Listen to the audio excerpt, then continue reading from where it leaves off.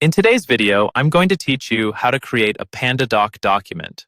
We'll walk through the process from starting a new document to adding recipients, adding content, placing signature fields, and finally sending it out for signing.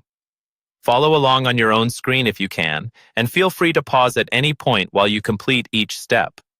First, let's create the document itself.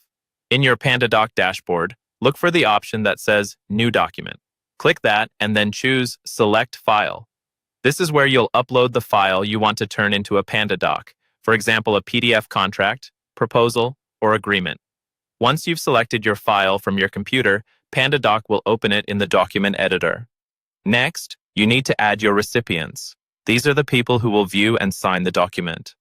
In the recipients area, add each person by entering their name and email address.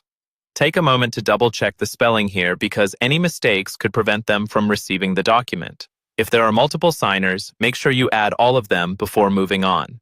Now it's time to insert any additional text you want in the document. On the right-hand side of the editor, you'll see a panel with different content blocks. Find the text block and drag it onto the page where you want to add your terms, notes, or custom information. Click inside the text block to type. You can adjust the font, size, and formatting so it matches the style of your document and looks professional. Once your text is in place, you'll want to add the fields that your recipients need to complete. From that same right-hand panel, locate the signature field and drag it onto the document where each person needs to sign.